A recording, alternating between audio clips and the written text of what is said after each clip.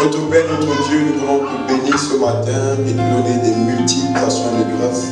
C'est toi seul qui est élevé au-dessus des cieux, qui règne, qui a la capacité de changer les destinées, de révéler les destinées, de ramener les cœurs de tes enfants à toi. Toi seul as la capacité, Papa, de changer les situations, les circonstances. Nous venons nous prosterner devant ta sainte présence et te demander, par le précieux sang de Jésus, de nous parler ce matin, de déposer ta parole dans nos cœurs et que personne ici ne rentre le même. Aujourd'hui encore, Seigneur, ramène-nous à toi. Glorifie Jésus, ton Fils, au nom de Jésus-Christ. Amen. Amen. T'asseoir, s'il te plaît. Je veux remercier le Seigneur pour la grâce qu'il m'accorde. Amen. Parfois, on voit les pasteurs qui se tiennent là, on se dit, c'est des gens qui ne commettent pas de péché, ils sont saints. Peut-être d'autres, mais pas moi. Amen. Amen. Peut-être d'autres, pas moi. Amen. Moi, je me tiens ici parce que le Seigneur m'accorde sa grâce. Amen. Je veux remercier le Seigneur pour ça. Je veux vraiment être reconnaissant au Seigneur pour le prophète David, les deux plus puissants prophètes du Seigneur. Amen. C'est lui qui avait son alliance avec Dieu et qui a reçu la parole de préparer l'église, l'épouse à la rencontre de l'époux. Et Dieu lui a dit de préparer par la repentance et la sainteté. Amen. Amen. Et c'est sur cette alliance-là que nous nous tenons ici à Montréal, que je me tiens ici. Donc je ne suis pas digne de le faire. Je veux vraiment bénir le Seigneur pour cela. Amen. Amen. Je vais remercier nos archevêques, Papa Jacques Malouma, Maman Béatrice. Je veux spécialement dire merci à notre évêque Marlène. Alléluia. Amen. Pour ce privilège. Amen. Amen. Et effectivement, le Seigneur veut nous parler ce matin. On va nous lire dans Colossiens chapitre 2. Colossiens chapitre 2. Je vais commencer à lire à partir du verset 1. S'il te plaît, sois attentif, le Seigneur veut vraiment nous parler ce matin. Colossiens chapitre 2, à partir du verset 1.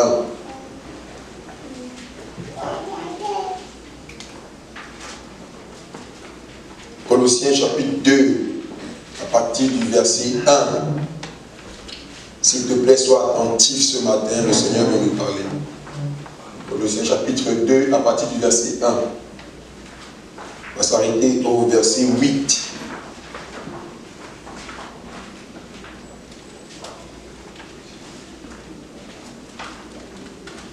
Colossiens chapitre 2, après Philippiens, après Éphésiens, Colossiens 2, verset 1 à 8.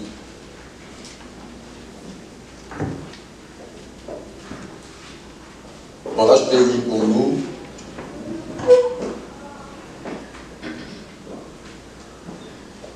Je lis Colossiens chapitre 2. Je lis à partir du premier verset jusqu'au verset 8. Je lis au nom du Seigneur. La Bible dit ceci.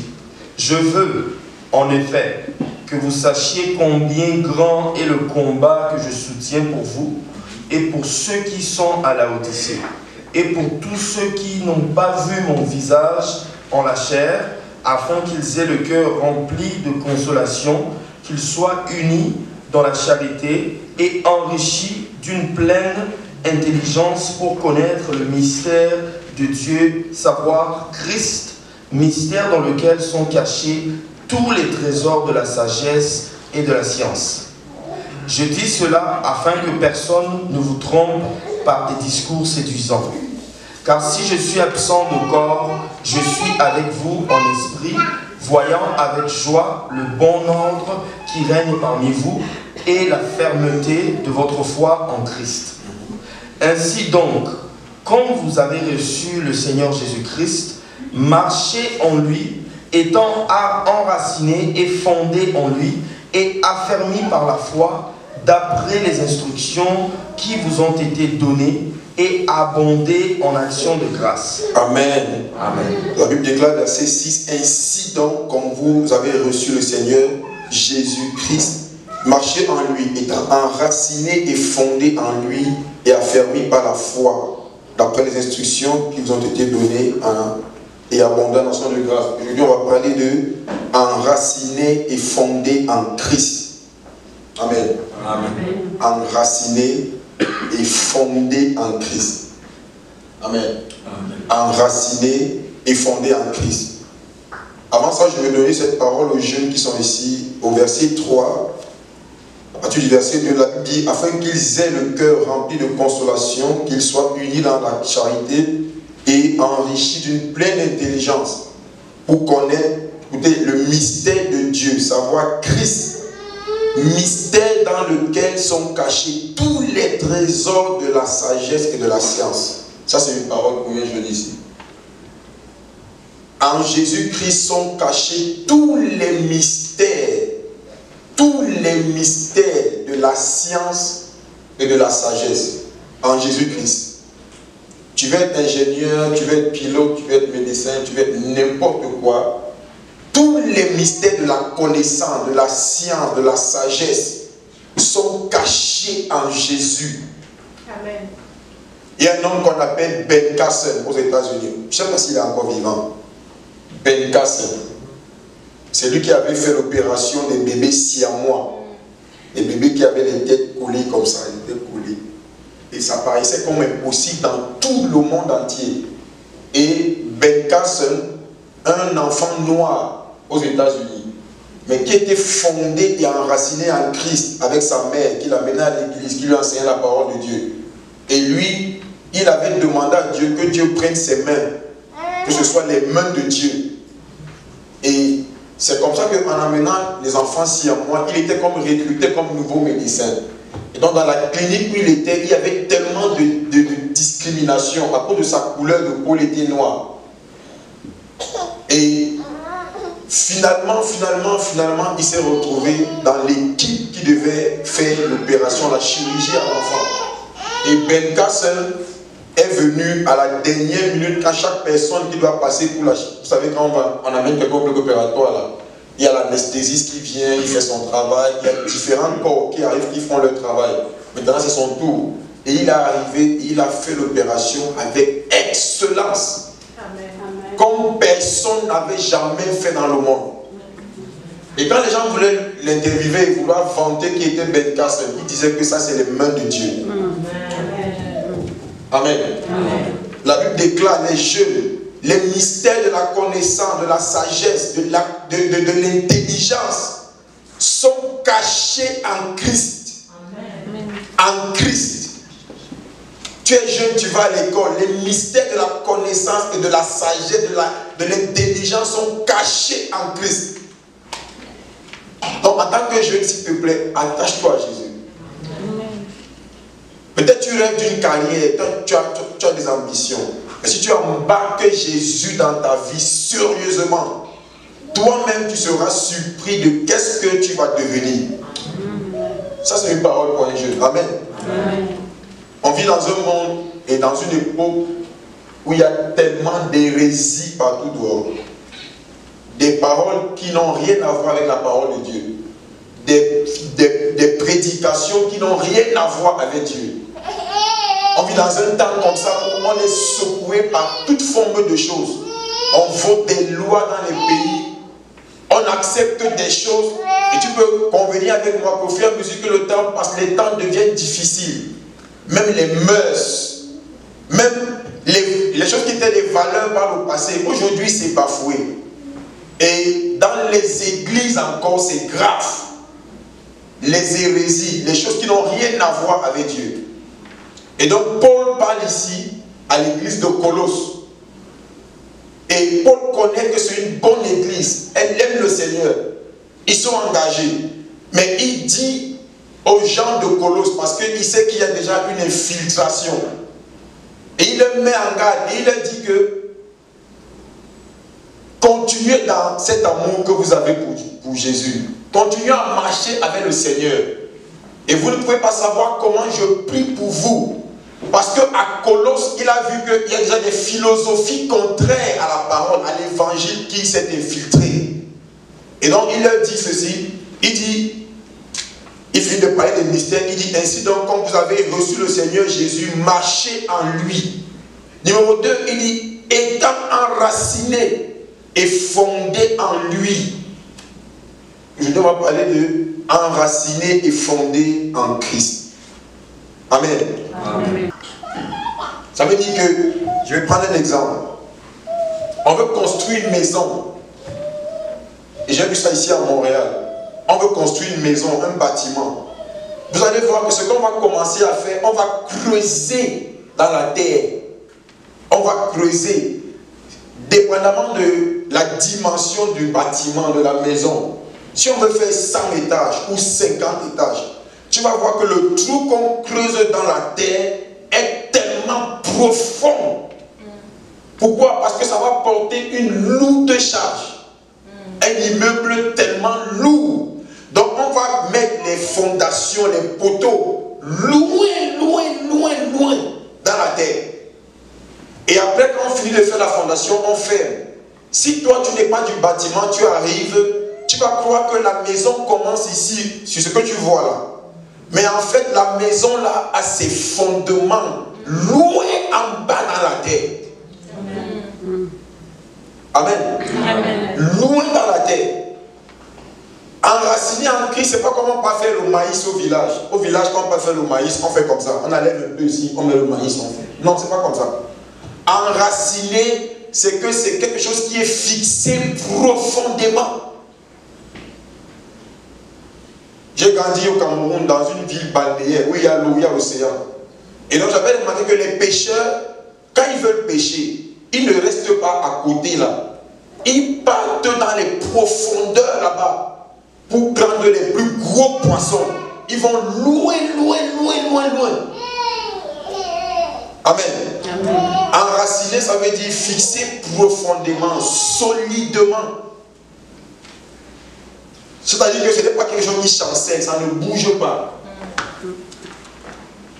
Psaume chapitre 11, verset 3, la Bible déclare que si les fondements sont détruits, qu'est-ce que le juste fera? Si les fondements, la base, la fondation, si c'est détruit, il dit que nous là, qu'est-ce qu'on va faire? C'est une question avec un point d'interrogation dans le psaume 11. Vous voyez les noix de coco, là, l'arbre qu'on appelle le cocotier, ça produit les noix de coco. Dans la ville où j'ai grandi, je m'étais rendu compte un jour que c'était tombé. Et je me rendais compte que les racines de cet arbre-là, papa, je disais, ça pouvait partir d'ici, ça va très loin. Donc les racines, c'est tellement... Et même comme c'est tombé, ça continue à produire. À cause de la profondeur de ses racines. Les racines sont longues, le cocotier. C'est profond et l'arbre est tombé, mais les noix de coco continuent à sortir. Enraciné profondément. C'est-à-dire que fixer quelque chose de façon durable, ça ne bouge pas. On dit, fixez-moi un peu ce poteau. C'est-à-dire que tu creuses dans la terre, tu mets le poteau, tu mets les pieds, tu commences à damer comme ça. Et puis tu viens, tu fais comme ça ne bouge pas. Enraciné et fondé en Christ. Ça veut dire quoi? Qu'est-ce que ça veut dire enraciné? Quand on dit implanter, on dit on va implanter, je ne sais pas, un centre commercial ici. Ça veut dire qu'on va venir établir quelque chose là. De façon durable, avec des fondements, des fondations lourdes, bien solides. Amen. Enraciné en lui, ça veut dire établi en lui, attaché à lui. Et nous vivons dans un temps comme ça, comme au temps de Colosse, où il y a toute forme d'hérésie dehors. Comment toi et moi on va s'en sortir? Maintenant qu'on se prépare à la rencontre avec le Christ. Parce que plus l'heure va à la fin, plus les activités des ténèbres s'intensifient.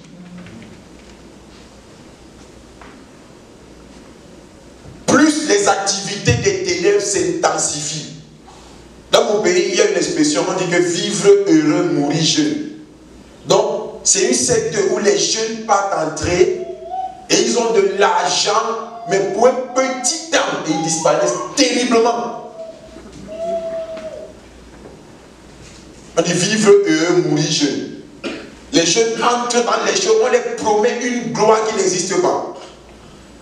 On les miroite, on les fait voir quelque chose qui n'est pas la vérité. Et on met l'argent à côté. Et avec l'argent là, ils se détruisent avec les femmes et le sexe, les alcools, les drogues. On les appelle présidents, l'honneur. Mais après, ils meurent terriblement. Les morts bizarres. Dans tous les cas, tu es mort, tu es mort. Mais ces gens-là meurent avec des histoires horribles. J'avais lu un livre d'une jeune fille en Afrique, au Nigeria, qui, à cause de l'argent, est allée coucher avec un homme. Et cet homme-là, c'était un sataniste. Et il a injecté dans son corps les asticots. Donc, pendant que le temps des règles arrive, les menstrues arrivent, il n'y a pas le sang qui coule, c'est les asticots. Et les menstrues finies, elle est sûre que ça va s'arrêter. Ça continue chaque jour. À une certaine heure, là, ça commence, elle est chez elle. Ça sort tellement dans sa partie intime qu'elle marche, elle ne peut plus. Donc, qu'est-ce qu'elle va faire? Elle reste enfermée dans la maison. Mais ce qui est bizarre, c'est que tu entends qu'elle allait à l'église. Ça veut dire qu'elle venait comme on vient ici. Mais elle vivait une vie, tu te demandes qu'est-ce qui se passe. J'ai souvent vu des enfants de Dieu. La façon que tu les observes, tu te demandes comment ça a été la rencontre avec Dieu. Au départ, qu'est-ce qui s'est passé? Est-ce que les gens ont vraiment rencontré Jésus? Est-ce qu'on a rencontré le Seigneur Jésus? Ou alors tu as entendu parler et de façon, je ne sais pas, tu es entré dans la fin sans connaître, je ne sais pas. Et puis, tu te dis, bon, c'est des chrétiens. Après, tu vois les hommes de Dieu, les serviteurs, les servants de l'Éternel. Ils font des choses, tu te demandes, mais qu'est-ce qui se passe? Le grand frère Paul, l'apôtre, nous dit, soyez enracinés et fondés en Christ. Est-ce que quand tu te tiens comme ça, là, tes pieds, ton cœur, ta vie est profondément placée dans le Seigneur Jésus? Si ce n'est pas profondément implanté dans le sol, Satan est profondément implanté dans le mal. La Bible déclare dans Jean 10, l'ennemi ne vient que, ça veut dire que une seule mission, il ne vient que. Le que là veut dire, il y a autre chose. Il ne vient que pour détruire. Numéro 1. Il vient pour tuer. Il vient pour dérober, pour voler. Donc, 3 missions qui sont essentiellement cruelles. Donc, il n'y a pas la bonté dans Satan. Et il n'y a même pas un grain de miséricorde dans Satan. Dans Satan, tout ce que Seigneur, tu es bon. Satan n'a rien de tout ça. Rien. Mais il se camoufle toujours et il présente les choses au jeu. Après, il te piège. Satan est essentiellement méchant. Satan est essentiellement méchant. Donc, quand quelqu'un comme ça se met derrière ta vie, il vient pour te tuer. S'il ne réussit pas à te tuer, il va voler quelque chose dans ta vie. Il ne réussit pas à voler, il va détruire quelque chose dans ta vie. Donc, lui, quand il vient, il sait que dans tous les cas, quelque chose doit sortir de toi. Il doit apprendre quelque chose. Et Paul vient nous dire ici là que, be careful, faites attention. La façon pour vous de tenir en ces temps de la fin, on crée des lois. On crée des lois. Les pays se mettent ensemble avec pour objectif de faire le mal.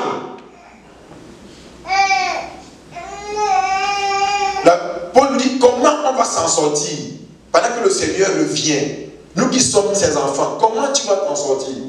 Il dit que soyez enracinés et fondés en Christ. Soyez solidement profondément fondé en Christ. Or, profondément, solidement fondé en Christ, ce n'est pas simplement venir à l'église et chanter tu rends.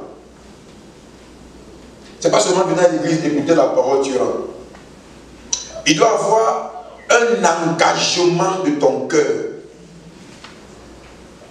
à suivre Jésus, qu'il pleuve ou qu'il neige.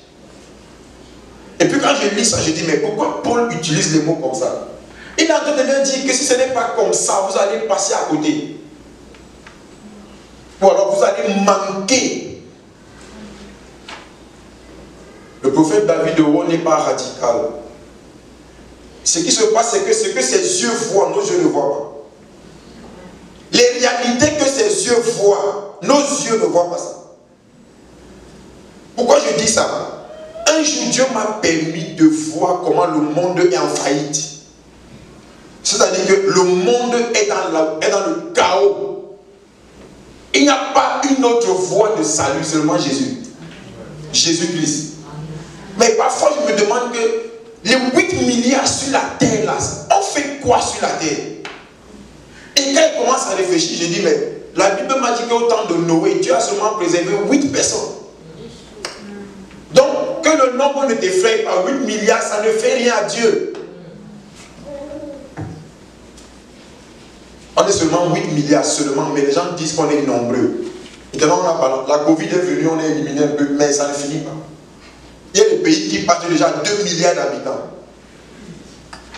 Parfois, je me demande que donc, il y a des gens qui sont nés pour vivre leur vie et aller entrer en enfer dans le feu comme ça. Parfois, j'ai interrogé Dieu et dit, Père, mais la Bible me montre que c'est vrai. Si tu n'es pas en Christ, tu vas périr. Car Dieu a tant aimé le monde qu'il a donné son Fils Jésus, afin que, il y a un carrefour là-bas qui a 2 voies, afin que quiconque croit en lui, ne périsse pas. 2, la deuxième voie, c'est qu'il doit avoir la vie éternelle. Donc si tu ne crois pas, tu vas périr. Si tu crois, ta vie éternelle est garantie. Et l'église de Montréal est bénie. Amen. Amen. Amen. Et quand le Seigneur nous parle, c'est parce qu'il nous aime. Profondément fixé en Jésus, bien-aimé. Je prie dans tout mon cœur que Dieu arrête le cœur de quelqu'un ici aujourd'hui. Que quelqu'un va rentrer ici et il va prendre des résolutions pour sa vie. Il y a des gens, quand tu les vois faire, ils sont les chrétiens. Tu te questionnes s'ils ont rencontré Jésus. Ou alors c'est un effet de mode. Tu te demandes, est-ce qu'ils connaissent Jésus, le Seigneur Jésus? Le sang du monsieur a coulé. On a vidé son corps de son sang. Vidé son corps de son sang. La Bible dit, oh, la vie de l'âme est dans le sang. Donc Jésus a livré sa vie au travers de son sang. Il a livré sa vie. Il est mort et le film nous montre souvent comme si on a emballé Jésus, mais moi je crois qu'on l'a mis là-bas nu. Je vous dis la vérité. On a mis les clous ici, les pieds, il est mort d'une façon cruelle. On prend une couronne avec les épines là, on pique comme ça, là, ça entre dans la tête. Aïe! Si tu cries ça, ça ne finit pas. Mais avant ça, on l'a fouetté. Quand quelqu'un veut lui apporter un peu d'eau comme ça, on tape la main de la personne. Il rampe déjà comme ça avec une croix, on ne laisse pas, on fouette. Et les temps de la fin, c'est les temps comme ça. La persécution est devenue moderne. Les persécutions aujourd'hui. C'est que dans ton travail où tu es, on t'amène à faire des choses qui n'ont rien à voir avec Dieu. Dans ta famille, les gens sont prêts à te dire que si tu es un peu sincère avec Christ, on te persécute. On veut que tu embrasses ce qu'ils font. Les amis à l'école, à l'université, les compagnies, les camarades. Les gens font des choses pour te faire quitter de Christ. Si tu as connu Jésus et que tu es profondément fondé et enraciné, les racines de ta foi, c'est loin là-bas dans Christ. Il y aura les vents, il y aura les tempêtes, tu vas rester solide. Amen. Et je prie que le Seigneur nous accorde la grâce de demeurer fondé en lui. Amen. Que par le Saint-Esprit, on demeure enraciné en Christ. Si tu regardes un peu la télévision, tu vas te rendre compte que le monde-ci a les problèmes. Le monde va très mal. Est-ce que c'est pour faire peur? Non, mais c'est la vérité. J'ai vu ici au centre-ville de Montréal, les femmes qui marchaient nues, maman, tout le corps nu.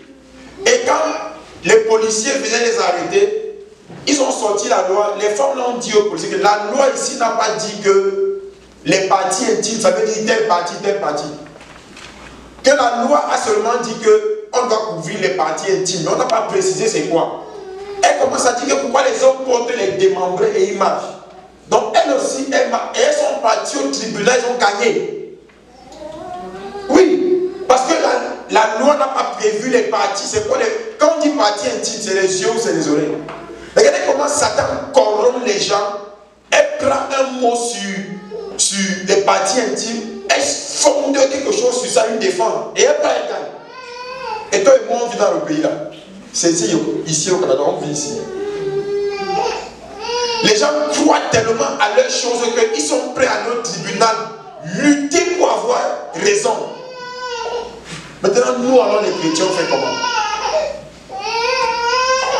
Quand tu es dans une famille, tu veux un peu rester pieux comme ça, là, les doses d'accusation sortent sur toi. On dit des choses au point où si quelqu'un ne te connaît pas, il va croire que tu es un sorcier, que tu es méchant. Alors que c'est parce que les gens sont tellement dans les ténèbres. Ils ne veulent pas. Et Satan est derrière, il opère tout ça pour que tu faillisses et que tu reviennes. Je prêchais l'évangile dans ma famille, à tout le monde, je prêchais tout le temps. Et mon père lui-même est le sacrificateur de ma famille. Ça veut dire que c'est lui qui est le chef de famille, de la grande famille. Il a succédé à ses parents. Un jour, on était un dimanche ici en plein culte. Dès que le culte fini, j'étais encore dans la salle là-bas. Mon téléphone sonne, c'est mon père. Je mets la vidéo et dis, papa, tu vois, je suis à l'église comme ça. 2 jours avant, mon frère il était allé au village, s'asseoir sur une chaise, dit que c'est les bénédictions, on met les choses sur ta tête, on met les choses, on dit que non, il faut aller, c'est la tradition dans la famille maternelle, et arriver là-bas, tu vas donner à manger. Mais va donner à manger, puis ça finit, mais là-bas, tu vas t'asseoir sur une chaise. On appelle ça la cérémonie de la chaise. Tu t'assois, et la chaise là, ce n'est pas le banc, c'est une chaise qui a une architecture, une culture. Tu t'assois, on prend les choses, et c'est le grand-père là, qui n'est pas né de nouveau. Il prend sa main avec d'autres vieux là du village, on met les mains dans ta tête, on parle les choses, et après tout le monde danse. Et à ma grande surprise, ma mère a 7 enfants, 6 étaient dans l'affaire. Sauf moi. Mes grandes soeurs, tout le monde, ils ont accompagné le gars à aller faire ça. Je croyais que mes 2 grandes soeurs étaient dans le Seigneur, je croyais. Les garçons, mes 2 grandes soeurs, je croyais qu'elles sont dans le Seigneur. Mais quand je les ai vus accompagner ça, et après ils ont même voulu m'expliquer. Oh Jésus. Et puis quand ça se passait comme ça, je les ai envoyé un message. Que si là-bas on cite les noms, pardon, ne citez pas mon nom, ni le nom d'un de mes enfants, ni ma femme. Si on cite les noms des gens, je ne fais pas partie de vous, ne citez pas.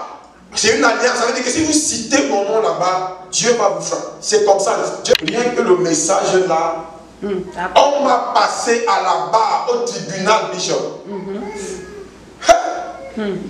La pluie, papa José, s'est tombée sur moi. Et donc le jour là, en plein culte ici, je dis à mon père, après il me dit, tu n'as pas pris part à ce qui s'est passé. Je dis, ah, Seigneur. Je dis, le père, j'ai donné ma vie à Dieu 2009-2010. Tu m'as déjà vu même avec toi, on est parti dans une affaire comme ça. On est déjà allé ensemble, même par hasard. Comment tu ne comprends pas que je ne fais pas ces choses-là? Il me dit que même tes affaires de pasteur là, tu vas venir faire ça. Jesus Christ. Il dit que tu vas venir faire ça. Après il te conjugue une bénédiction là que lui-même il crée. Il a comme quoi si tu ne viens pas faire, tu dis aïe Jésus. Il dit je sortais du culte ici, hein, on avait bu la parole de Dieu ici, j'étais content moi tranquille. Et c'est comme ça que ça se passe. Alors qu'il y avait cela 6 mois, je jeûnais pour la famille là en entier. Et je suis venu leur donner un long message écrit. Que voici ce que le Seigneur dit. Voilà les choses de la famille ici. Il y a eu des avortements, il y a eu l'inceste. On était dans les activités d'alcoolisme, les serpents, adorer les idoles, les crânes. J'ai cité tout ça et j'ai dit que le Seigneur nous aime, on doit se repentir. Mon père m'appelle encore, il me dit que il me dit que sauve-toi, toi seul, laisse les autres. Tu t'imagines ça? Il dit que ne parle plus, parce que les gens ne comprennent pas. Il me dit en secret que bon, ne parle plus, sauve-toi. Un enfant de Dieu qui a rencontré Jésus, tu sais que tu ne peux pas te sauver seul. Même si tu ne veux pas, c'est comme la drogue. Il y a dans toi une pulsion qui veut t'emmener à annoncer Christ aux autres. Et pour moi, que mes yeux ont déjà vu que les masses de personnes que vous voyez là partent en enfer, ça fait mal, mais c'est la vérité. Que ce soit ton père, ta tante, ta mère, ils ne marchent pas en Christ, ils vont aller en enfer. Mais les gens ne veulent pas accepter ça. Si ton père que tu aimes, si tu l'aimes vraiment, la Bible dit que comment entendront-ils parler? Comment entendront-ils si personne ne parle? Mais tu ne parles pas dans ta famille, qui va? Ils ne vont pas entendre. Et tu sais, ne crois pas que tu es sauvé. Parce que tu risques de vivre les misères sur la terre pour le simple fait qu'ils ne sont pas sauvés. Amen. Parce que tu vas vivre les défis que tu n'as pas programmés. Les choses qu'ils vont faire, parce que dans la chair, tu as tes racines là-bas. Tu vas vivre les combats tout le temps. S'ils étaient sauvés, ça aurait rendu la chose facile. Mais, comme ils ne sont pas sauvés, même si c'est pas erreur, ils vont toujours prononcer ton nom, mentionner les choses. Donc tu auras toujours les esprits là te connaissent comme faisant partie. Donc ils vont t'attaquer tout le temps. Même si tu viens au Canada, ils vont t'attaquer. La seule façon, il faut être fondé dans Christ, en race. Il faut avoir les pieds dans Jésus. Or, avoir les pieds dans Jésus, c'est pas seulement venir à l'église. Moi, je me rappelle que j'avais lu un livre d'une femme, Gloria Coppola. Elle explique dans son livre qu'en un mois, elle voulait avoir une révélation de Jésus. Elle a lu en un mois 4 fois les évangiles. En un mois. Matthieu, Marc, Luc, Jean. Matthieu 28 chapitres, Luc peut-être 24. Marc 16 ou 17. Jean, quelque chose comme 22. Elle a lu ça 4 fois en un seul mois. Elle était tellement remplie de la révélation de Christ que quand elle se présentait comme ça, là, les malades guérissaient seuls. Je lisais le livre, je pleurais. Ça veut dire qu'elle est tellement entrée dans Jésus. Et comment tu vas entrer dans Christ? Il faut que tu sois un étudiant de la parole de Dieu. Amen. Un consommateur de la parole. J'avais posé une question à Dieu, je dis Seigneur, comment tu vois des jeunes pasteurs qui ont des ministères qui semblent marcher, comment ils font? Je me suis levé là où je jeûnais. Je voulais aller aux toilettes uriner. Quand je passais par l'autre toilette, j'ai entendu une voix en anglais qui me dit que eat the word. Eat. Mange la parole. Donc si tu veux le secret de manger la parole, c'est pas une affaire de pasteur, oublie. Amen. Je peux être un pasteur et ne connais rien dans la Bible. Pour prêcher un sermon, là, c'est rien. Hein. Les gens copient les choses sur Facebook. Ils viennent, ils prêchent. Mais pour que tu prêches quelque chose que Dieu te donne, tu dois consommer la parole. Ne dis pas que tu n'es pas pasteur. Non. Comment tu vas savoir comment te comporter devant les situations difficiles? Si tu n'as pas lu les choses de papa Abraham, de Joseph, de Jacob, c'est quand tu es dans ça que quand quelque chose arrive, tu vois comment ils se sont comportés et tu appliques ça dans ta vie. Le Christ est le même. Hébreux 13 et 8. Il est le même hier, aujourd'hui et éternellement. Donc, quand tu vois comment ça s'est passé, on va même lire David. Ça s'est passé avec David. Et le même genre de situation se présente. Tu comprends que tu n'étais pas seul. Et ça te fortifie et tu vas chercher la révélation dedans. Et Dieu est le même. Il répond seulement à sa parole. Pas tes pleurs. Les enfants de Dieu aiment pleurer. Ils disent, Dieu m'a fait quelque chose, Bishop. Moi, il ne connaît pas pleurer. Moi, il pleure seulement si j'adore Dieu. Mais si tu me dis que quelqu'un est mort, c'est difficile qu'il pleure. Ce n'est pas qu'il suis dur, c'est que après, il y a trop d'émotions dans les choses. Mais Dieu ne répond pas à tes émotions, il répond à sa parole. Il dit que venez devant moi, apportez vos moyens de défense. Il dit plaidez vous-même dans Isaïe. Dieu dit que plaide ta cause. Tu as une femme stérile, tu veux l'enfant pour quoi? Et Anna dit à Dieu que si tu me donnes un seul enfant, et que je vais te le prêter toute la vie. Dieu a dit que la femme s'il y a mon intérêt dans sa demande. Amen. Que comme je me reconnais dans sa demande, prends l'enfant. Elle a donné l'enfant à Dieu, Dieu a rempli d'autres enfants dans son ventre. Mais elle était stérile. Donc si tu es stérile, voilà les choses que tu dois connaître. Mais ça ne va pas tomber du ciel. Tu dois t'asseoir et choisir de ne pas regarder telle émission à la télé, aller au Congo ça, et tu commences à lire. Tu étudies. So, tu prends la décision de faire ça. Et c'est comme ça que j'avais dit que je dois connaître la Bible.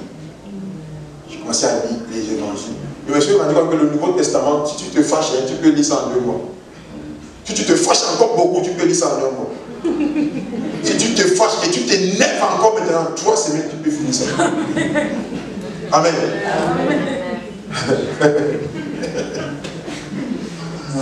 Jésus. Il dit le Nouveau Testament, c'est combien? La Bible a 66 livres. Hein? L'Ancien Testament a comme 39, et le Nouveau Testament 20, combien là? 27. Si tu te fâches, il y a des livres dans le Nouveau Testament, maman, c'est seulement demi-page. Bon, tu avances même ça en regardant comme ça. Parole là est dans toi. La Bible dit qu'à Éphèse, la parole grandissait. Et elle a commencé à avoir le dessus. En anglais, on dit que so mightily grew the word of God. And privé. C'est pourquoi on dit privé en français. Voilà. La parole de Dieu grandissait, elle croissait et elle avait le dessus. Elle prévalait. Dans ta vie, il faut que tu boives la parole. Amen. Mais tu ne peux pas seulement prendre la Bible dimanche. Ta Bible est trop propre. Il faut que ta Bible est propre. La Bible demande que tu lis ça. Parce que quand tu commences à lire ta Bible avec une soif, tu vas gratter ta Bible comme ça. Hey, maman, tu vas arriver à des endroits, tu vas mettre un truc rouge comme ça. Ça te marque, tu prends le marqueur là, tu grattes comme ça. Amen. Amen. Enraciné et fondé en Christ. Quand je suis arrivé ici, j'ai travaillé comme agent de sécurité. Une nuit, je suis allé travailler quelque part là-bas. On appelle ça, c'est 5 millionnaires comme ça. Où il y a des Italiens là. Et c'était un vendredi soir, mais la semaine là, je venais de commencer à travailler au gouvernement. Et j'avais un collègue du Vietnam. À cause de ses incompréhensions, je ne sais pas comment il m'a présenté à mon chef d'équipe. J'étais sur le point d'être renvoyé. On voulait me chasser. Et toi là, tu n'as pas le profil. Le soir là, pendant que je travaillais, comme c'était un gros entrepôt, j'étais là-bas seul. Je suis parti avec ma Bible, je suis parti de lire. Après ça, je suis arrivé dans un verset où j'ai vu la Bible dit que car la bataille appartient à l'Éternel. Et dans mon cœur, j'ai entendu une voix en anglais qui dit que for the battle is the Lord. Depuis que j'ai entendu la voix là, j'ai compris que Dieu a pris le dessus. Il va gérer l'affaire là. Et jusqu'à aujourd'hui, on a remplacé le chef d'équipe, on a remplacé le Vietnamien. Mais lui et moi, on est devenus les bons amis. Et je lui ai demandé, c'était quoi que tu faisais? Il ne peut pas me répondre. Vous voyez, la parole de Dieu a toujours le dessus. Enraciné en Christ. Ça, c'est le livre que les sages lisent, les illettrés lisent, n'importe qui, tu trouves ton nom. Enraciné en Christ. Oh, Christ est la parole. Christ, c'est la parole. Donc, un chrétien qui va chanceler, qui ne sera pas bien équilibré, bien établi, c'est quelqu'un qui ne connaît pas la parole. Or, la parole ne va pas entrer dans toi. Impossible. Mon professeur de mathématiques disait souvent que comme la tête est dure pour comprendre les mathématiques, il dit qu'il va prendre le plastique, il va mettre le gombo dans le plastique. Il finit d'expliquer les mathématiques, il mélange ça dans le plastique avec le gombo, il te donne, tu bois. Et là, tu vas comprendre les maths maintenant. Il parlait comme ça à rien. Après, il me disait que ça ne va jamais arriver. Tu dois faire des exercices. Amen. Enfant de Dieu, lis la Bible. Au-delà de lire, étudie la Bible. Assieds-toi comme ça. Tu sais que de 14h à 20h, je vais lire la Bible. Tu regardes Esaïe, tu dis que c'est même qui même l'homme. Si tu finis sa vie en quelques heures. Amen. Amen. On va lire l'histoire de David et on va s'arrêter. Je vais faire aller en Égypte comme esclave. Il est arrivé en Égypte comme esclave, étranger dans un pays, jeune enfant, mineur, n'ayant pas son père et sa mère, personne ne l'avait accompagné. Il est arrivé là-bas, n'ayant aucun droit, on l'a vendu. Il s'est retrouvé chez Potiphar, un des hommes forts de Pharaon. Tellement Potiphar a vu que tout ce que Joseph touchait prospérait dans sa maison. Un jour, il s'est levé, il a donné toute l'autorité de sa maison à Joseph. Il dit qu'il n'y a rien qui sera différent de toi et moi ici. Sauf que je suis l'homme de la maison, mais toi tu vas gouverner. Et la Bible dit que la femme de Potiphar, chaque jour, elle venait tenter Joseph. Elle voulait séduire Joseph. La Bible dit dans Genèse 39 que chaque jour, quand j'ai vu l'expression chaque jour, j'ai dit, ah, moi je croyais avant qu'elle était venue faire 5 fois. Non. Ça veut dire que c'était sur une période où c'est 6 mois, ou c'est 1 an, je ne sais pas, mais chaque jour, elle venait tenter Joseph. Joseph lui dit que si je fais ça, non seulement j'aurais trahi la confiance de mon boss, il dit, mais j'aurais péché contre Dieu. Tu vois, tu ne peux pas parler un langage comme ça si tu n'es pas enraciné en Christ. Il était dans un pays étranger, mais il connaissait le Dieu que son père avait enseigné. Le Dieu d'Abraham, d'Isaac et de Jacob. Il connaissait. Donc il sait que tout péché contre un homme, c'est un péché contre Dieu. Et c'est pas parce qu'il y a une porte ouverte que tu vas entrer. Si c'était nous ici là, que j'ai eu l'opportunité, non? Que je suis content. On a oublié la monnaie. C'est pas pour toi remettre. On a oublié la monnaie, tu dis que c'est Dieu qui m'a... Les gens font les choses des choses. On dit que j'ai ramassé l'argent et c'est Dieu qui m'a donné. Oh, tu as vu comment c'est tombé quand quelqu'un passait.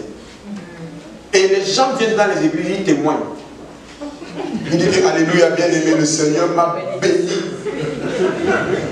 Il raconte tout, il ne dit pas comment la personne, le porte-monnaie est tombé. Il dit que j'avais une situation financière, je marchais seulement dans la rue. Après, il va dire que subitement, j'ai entendu une voix là. Seigneur. J'ai entendu une voix là qui m'a dit que regarde un peu en bas. Et je vous dis les choses que j'entends, et ça c'est vrai ce que vous dites là. Et puis, il a seulement regardé, il a pris. Bien aimé. Ah, le Seigneur m'a visité le jour là. Oui, tu visitais. C'est quelle visitation de Dieu? Tu as vu comment la personne, le porte-monnaie est tombé. Si tu es un enfant de Dieu, va remettre à la personne. Joseph avait l'opportunité de faire ce qu'il voulait. Personne ne le contrôlait, mais parce qu'il craignait Dieu. Seul la sœur, il a dit que si je fais ça, je vais pécher contre Dieu. Je ne peux pas. Ce n'est pas parce que c'est une opportunité que je vais aller. Non. Il va aller au Canada. Va dire que tu es marié avec telle femme. Oh, tu n'es pas sa femme ni son mari. Vous montez le mensonge. Et vous venez au Canada. Quand tu arrives ici, est-ce que tu es allé au paradis? Bien aimé, il faut être fondé. Quand il dit faux, ce n'est pas vous, nous, moi-même en premier. Parce que Dieu a dit de parler. Parce que c'est moi-même le problème, c'est même pas vous. Amen. Il faut être fondé et enraciné en Christ. Aujourd'hui, je veux que nos racines, le Saint-Esprit attend ça, qu'on entre encore dans Christ. Tu sais, quand on te bouge comme ça là, je me suis rendu compte que chaque situation que j'ai dans ma vie, il y a une parole qui vient dans ma tête, une parole de Dieu, un verset de la Bible, je ne sais pas. Chaque fois que je suis confronté à n'importe quoi, il y a une parole, ça ne vient pas seul. Il faut que tu emmagasines d'abord cette parole-là. Quand elle prend le dessus en toi, à chaque fois, c'est ça qui va réagir. Amen. Et la parole, c'est Christ. C'est en ce moment que tu marches en Christ. J'ai entendu une jeune fille qui m'a dit que chanter, c'est prier 2 fois. C'est où dans la Bible? Elle me dit que c'est écrit dans la Bible. Chanter, c'est prier 2 fois. Après, eux, ils chantent les choses mondaines, ils mettent un peu Dieu dedans, ils disent que chanter, c'est prier. Alors qu'ils sont en train de secouer, ils aiment leur chair. Il dit que la Bible n'a jamais dit que chanter, c'est prier 2 fois. Tu ne peux pas prier, laisse prier. Il ne dit pas que la Bible a dit. Maintenant, les gens en cette génération vont venir nous dire les choses que la parole ne dit pas. Et on va accepter si on n'est pas fondé dans cette parole. Nos pays, nos collègues, les gens vont nous dire les choses dans vos familles, les gens vont... Vous savez, les pays occidentaux, c'est pas comme si on parle mal, mais c'est la vérité. Quand les gens prospèrent à un niveau là, et ils voient déjà que pour se soigner, j'ai pas besoin de Dieu, j'ai pas ici. Donc, à un moment donné, on met Dieu à côté progressivement et puis on oublie Dieu. À quoi ça sert à un homme de gagner le monde s'il perd son âme? Dieu n'est pas comme soit prospère, soit riche, mais en premier lieu, gagne ton âme. Jésus a dit que ça serait difficile pour les occidentaux de voir Dieu. Il n'a pas dit que ce n'est pas bon à voir. Mais c'est qu'à un moment donné, quand tu possèdes un ensemble de choses, tu ne trouves plus l'intérêt à prier. Tu pries encore pourquoi? Tu fais comme ça, le chauffeur arrive. Tout vient te trouver. Donc pour toi, tu dis, ah, je prie pour. Et tu m'as dit que c'est les pauvres là qui prient. On dit que les gens en Afrique sont pauvres, c'est pour ça qu'ils prient. Mais ils prient parce qu'ils n'ont pas de solution. Ici, là, tu as la nourriture gratuite. Les gens là-bas ne mangent pas, papa. Les gens se réveillent, ils ne savent pas si aujourd'hui ils vont avoir un pain. Donc les gens mettent leur foi en Dieu pour le pain. Est-ce qu'on peut aller regarder, on va s'arrêter ici, est-ce qu'on peut aller regarder 1 Samuel 17?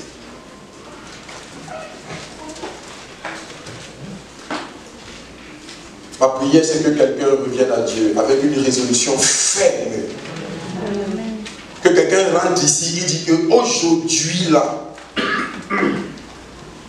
si dans 24 heures, je n'ai pas prié au moins 1 heure, je connais un homme de Dieu en Afrique qui disait que pas de parole, il dit que pas de déjeuner, pas de déjeuner, non, pas de parole, pas de déjeuner.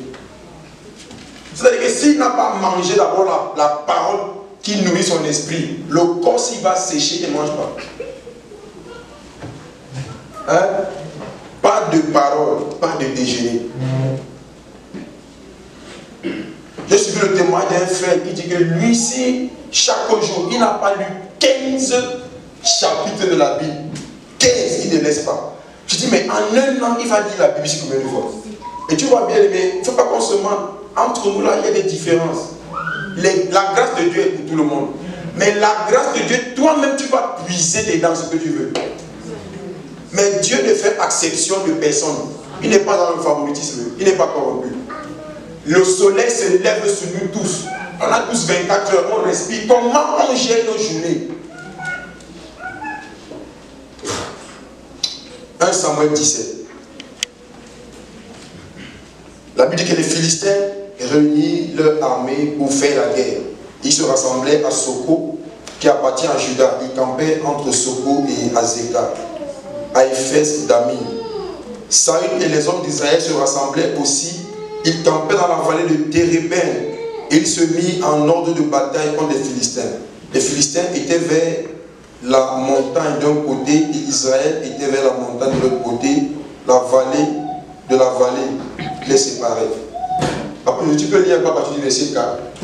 Je lis au nom du Seigneur. La Bible dit: un homme sortit alors du camp des Philistins et s'avança entre les deux armées. Il se nommait Goliath.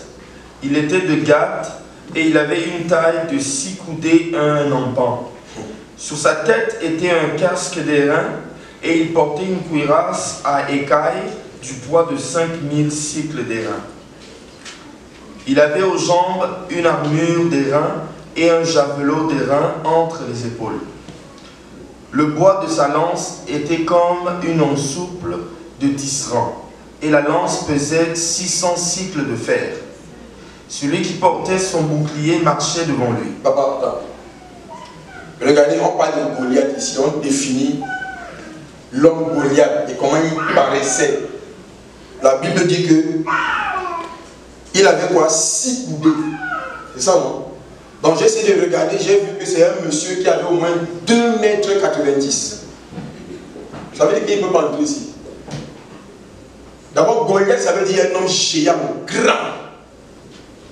Donc quand il faisait ses bras, quand il ouvrait ses bras comme ça, de l'épaule ici à là-bas, on mesurait les coudées comme ça.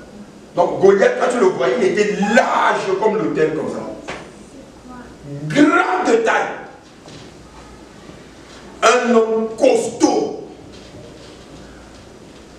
Et la Bible dit ici que le bois de sa lance était comme une ensouple en tissu et sa lance pesait 600 cycles. On parle ici de 7 kilos. Mais l'homme a été fort comment pour porter 7 kilos. La lance seulement, c'est pas sa seule armure qu'il avait. Et la Bible dit ici qu'il portait une cuirasse à l'écaille du poids de 5000 cycles, 57 kilos. Donc Goliath était robuste et l'armure qu'il avait pesait lourdement. C'est peut-être qu'il effrayait.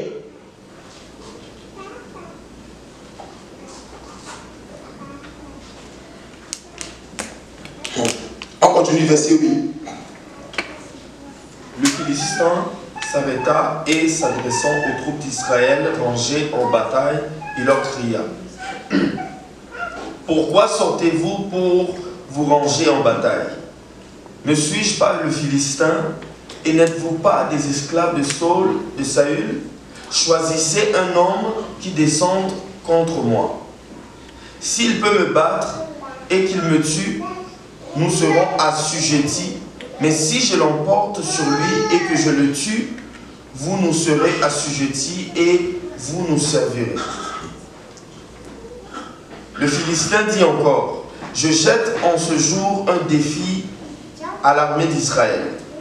Donnez-moi un homme et nous nous battrons ensemble.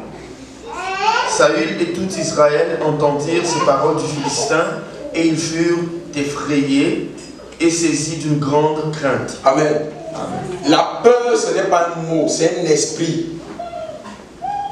2 Timothée 1, pourquoi c'est le verset 6 à 7. La Bible déclare que oh, Dieu ne nous a pas donné un esprit de peur, de timidité, mais un esprit de force, d'amour et de sagesse. Donc la peur, c'est un esprit. Un enfant de Dieu qui est enraciné en Christ, tu n'as pas peur. La Bible dit qu'ils étaient effrayés. Saül était effrayé. Saül avait été coin par Dieu, il était effrayé. Un homme qui est courageux que je vois sur la terre, c'est le prophète David. Aïe! Le monsieur là dit les mots, parfois tu trembles. J'entends ses prédications. Il parle avec courage, autorité. C'est pas quelqu'un qui t'attend. Il dit la parole de Dieu. Si tu n'es pas d'accord, va. Si tu veux, tu entres dans l'âge. Tu ne veux pas. Mais il ne chancelle pas. Il appelle les choses à leur nom. Vous ne savez pas ce qu'on appelle évangile de prospérité, comment les familles ont été ruinées. J'avais une de nos sœurs à l'église au Cameroun. Elle était venue et un monsieur était venu comme ça, un prophète. Il a commencé des affaires d'argent. Elle est partie, elle travaille à la banque, prendre l'argent de la banque, ce n'est pas son argent. Elle est venue donner. Et il prend ça, il ne sait pas la provenance, mais il dit que Dieu, God will say si, c'est là. Oh, quelques temps après, la soeur s'est retrouvée en prison. Elle et son mari. Ils sont partout, même ici. Amen. Ils avaient peur. La Bible dit qu'ils étaient effrayés. On va continuer, on va pas le dire. Au verset 25, pour ne pas lire, on va lire au verset 25. Je lis au nom du Seigneur. Chacun disait, avez-vous vu s'avancer cet homme? C'est pour jeter à Israël un défi qu'il s'est avancé. Si quelqu'un le tue, le roi le comblera de richesses, il lui donnera sa fille et il affranchira la maison de son père en Israël. Verset 26. David dit aux hommes qui se trouvaient près de lui, que fera-t-on à celui qui tuera ce Philistin et qui ôtera l'opprobre du dessus d'Israël? Qui est donc ce Philistin, cet incirconcis, pour insulter l'armée du Dieu vivant? Amen. Tu vois le langage de David. La Bible, Saül avait peur avec son armée. David dit que c'est qui?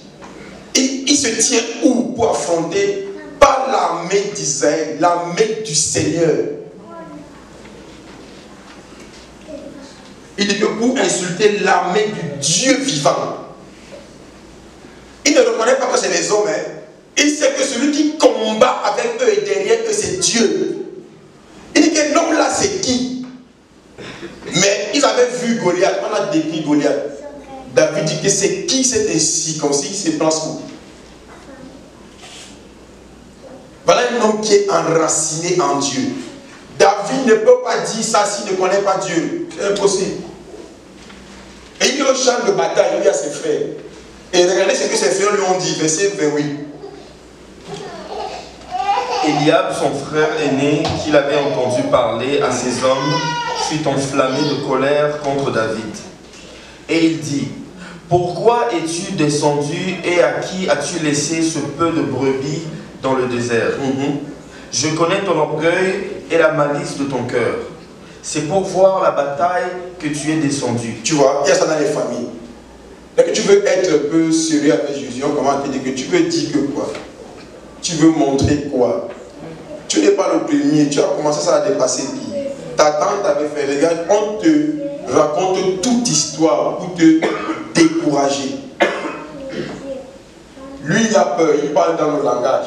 Mais il trouve un moment, il dit à David que David est orgueilleux. Est-ce que quand tu as confiance en Dieu, ça veut dire que tu es orgueilleux? La Bible dit que ceux qui veulent vivre pieusement en Christ seront persécutés.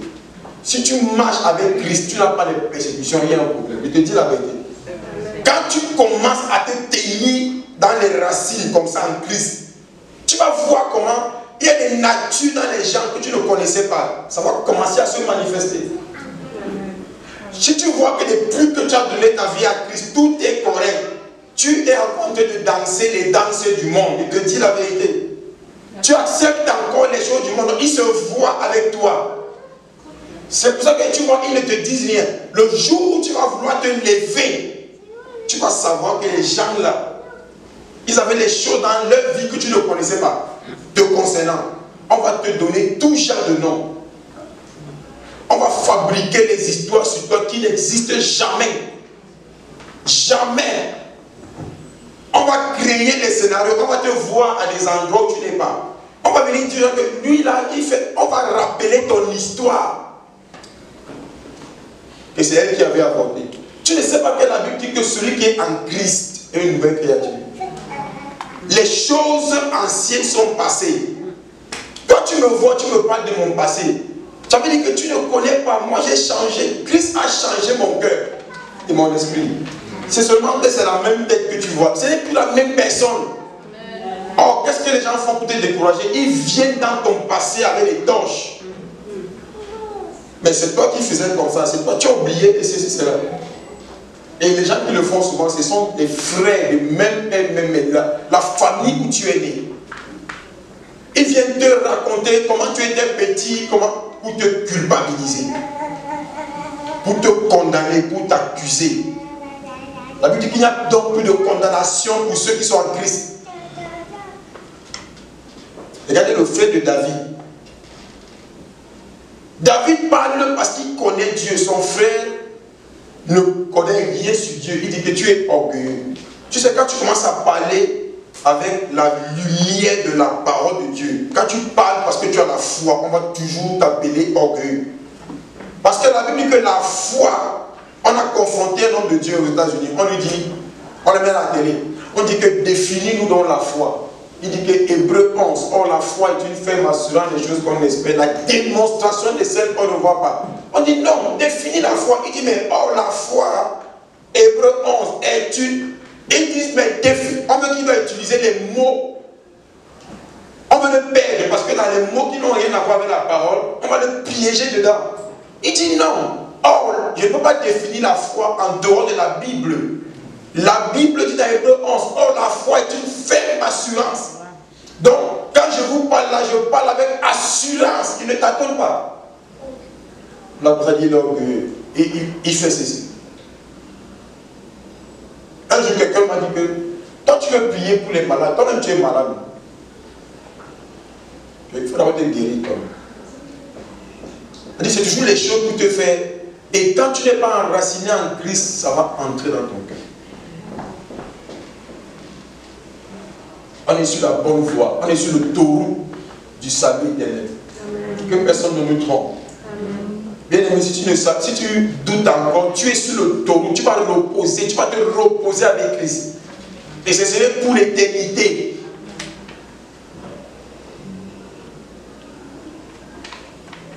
J'ai dit aux gens que tu ne veux pas accepter Jésus. Moi, je vais prendre ma voix. Toi, prends ta voix. Et puis je lui dis qu'on se donne rendez-vous à l'éternité. Je suis parti. Là-bas, tu ne vas pas dire si je savais. Ce serait fini. Et il y a une affaire en Afrique, la façon que les Africains célèbrent le deuil. Hey, pas Jésus.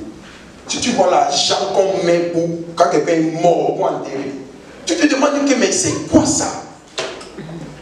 Et maintenant, quand moi je me tiens sur ma foi, mais laissez-moi dans mon camp. On veut m'imposer leur façon de faire. Je dis mais je ne suis pas obligé. Suis ta voie, laissez-moi dans mon chemin. Si je suis perdu, on va se voir à l'éternité. Il dit toujours comme ça. On achète un habit à un mort avec des 400 000 francs. Ça veut dire comme 800 $. Pour habiller un corps qui va, on achète le cercueil là. On part, on creuse la terre. Toi-même tu ne vois pas que tu creuses la terre pour mettre un truc comme ça. La terre que tu manges, quand ça touche ta chaussure, tu essuies. Là, Bishop nous avait parlé ici de la poussière. Et moi, j'ai dit, oh Jésus, tout ça, c'est la poussière. Il suffit qu'un truc se passe là, tu vois que c'est la poussière. Pour enterrer quelqu'un, on lance les cotisations dans les familles. Les gens qui n'ont pas de situation cotisent en s'endettant. Parce qu'on veut faire plaisir aux gens. Or, moi je regarde souvent comme ça, je dis, mais je ne peux pas investir mon argent sur quelqu'un que moi je connais la vie de telle personne. De toute sa vie, il a vécu sans Jésus-Christ. Et c'est quand tu venais parler de Jésus, on te disait, tu connais quoi? Tu ne connais rien, tu es un petit. Après quand il meurt, toi tu vois que c'était un gâchis total. Bien aimé, nous on est dans le Seigneur, il faut préserver ça. Je vais donner l'exemple de mon père. Parfois c'est tes parents même qui t'ont accouché. Tu es entré dans un pays qu'ils ne connaissent pas. Ça s'appelle Christ. Ils critiquent ce qu'ils ne connaissent pas.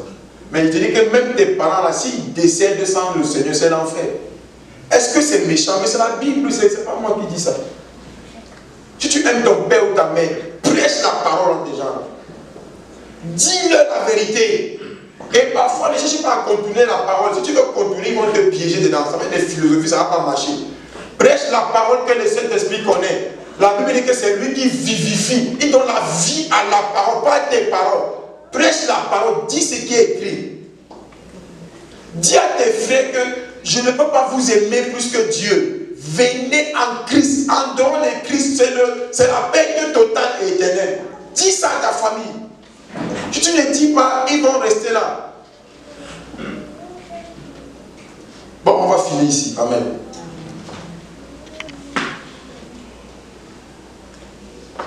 Après, je dis, on va lire le verset 33 et on s'arrête au verset 37.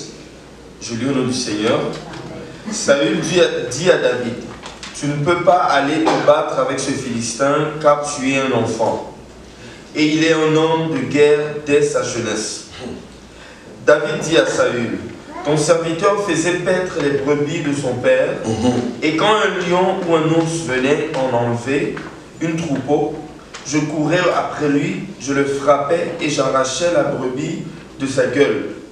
S'il se dressait contre moi, je le saisissais par la gorge, je le frappais et je le tuais. C'est ainsi que ton serviteur a terrassé le lion et l'ours, et il en sera du Philistin de cet incirconcis comme de l'un d'eux, car il a insulté l'armée du Dieu vivant.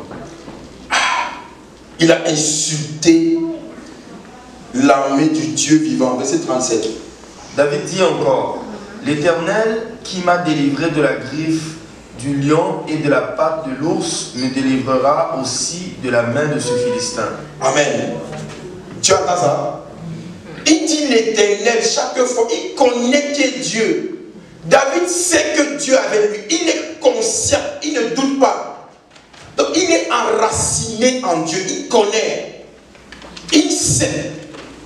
La foi t'amène à un moment donné, tu vas dire que je sais, que je sais, que je sais, que je sais, que je sais, que je sais, que je sais. On fait n'importe quoi, tu dis que c'est comme ça, je sais que c'est comme ça. Job avait dit que je sais que mon Rédempteur est vivant. Et il va se lever le dernier. Il y a les vents et les tempêtes, tu dis que je sais. J'ai été persécuté. Un jour, mon père a dit que, il m'a dit à moi que ce n'est pas lui mon père, que je ne suis pas son enfant, à cause du nom de Jésus. Un autre jour, il m'a appelé vendu. Il dit que papa, tu es très prophétique, ce que tu dis, c'est la vérité. Je suis vendu, c'est vrai. Il dit que Jésus m'a racheté. Ce que tu dis là, Dieu est en train de prophétiser dans ta bouche. Tu es un grand prophète de Dieu. Et papa, il dit le Père, c'est mon ami, le Père, tu es un prophète, oh Dieu. Après, il dit que oui, tu es un prophète. Tu es en train de dire les choses, tu parles de la part de Dieu. Je suis vendu. Je suis venu sur la terre en passant par vous. Mais là où je sortais de l'éternité, je suis passé par vous. Et moi, il me prépare à rentrer à l'éternité, rencontrer Dieu. Je suis vendu, c'est vrai. Il m'a dit que je suis vendu. Il m'a déjà dit les mots, plus jamais de paroles. Après un jour, je lui envoie un peu d'argent. Il dit que je croyais que tu m'avais déjà abandonné. Il dit, mais moi, il ne t'appartient pas, je suis vendu. Les gens qui m'ont acheté là, tu m'as vendu là, ils appartiennent. Donc, je peux t'oublier. Mais tu vois, ça le choque après. Parce qu'il se rend compte que, il voit pas comment il est manipulé, mais tu sais, les emprises du diable sont de telle façon que quand il veut venir à la lumière comme ça, tu vas voir, d'autres choses se passent. Je vais te dire, si tu veux te marier ici, n'épouse pas une femme qui n'est pas dans le Seigneur. Avant même que tu te maries, la famille où tu vas chercher une femme là, est-ce qu'elle craint Dieu? Parce que si ta femme craint Dieu, sa famille ne craint pas Dieu, you will suffer, tu vas souffrir. Tu vas vivre les guerres, les batailles qui ne devraient pas être.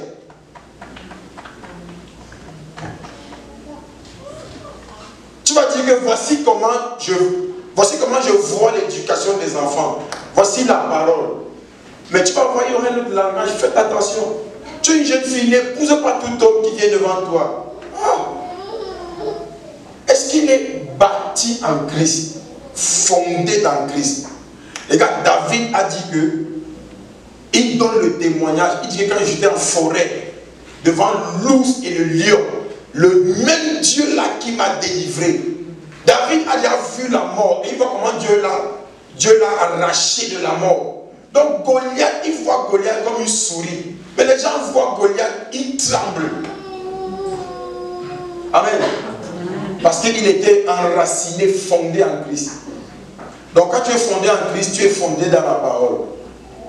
Numéro 2, tu as la conscience de sa présence. Christ a dit dans Matthieu 28, il dit que je serai avec vous tous les jours.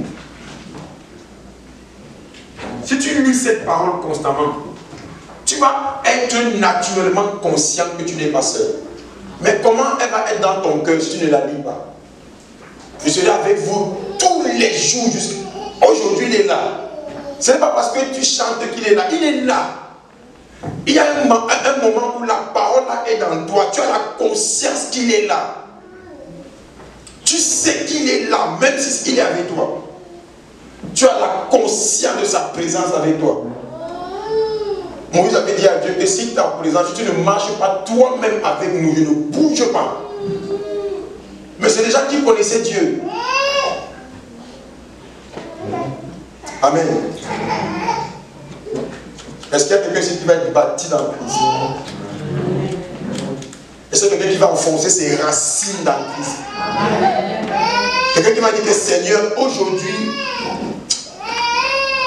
aide-moi à être bâti en profondeur. Un petit livre comme la Bible. Comment tu ne lis pas la Bible?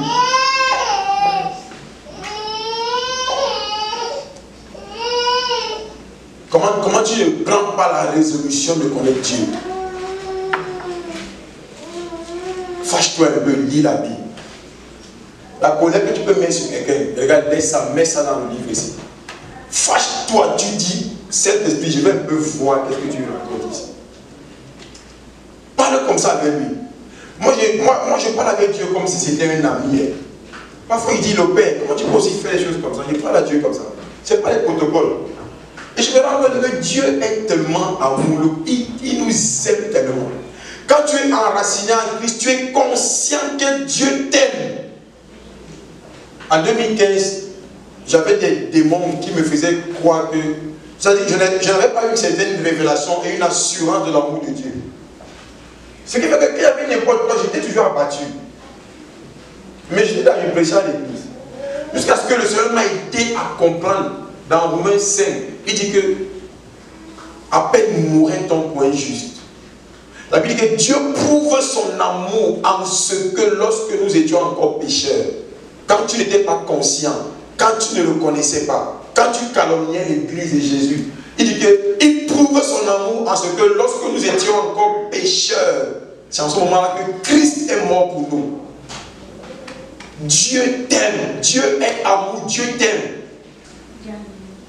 Dieu ne te sens pas souvent trop coupable devant Dieu. Dieu t'aime. Satan va t'amener à douter. On va prier ici.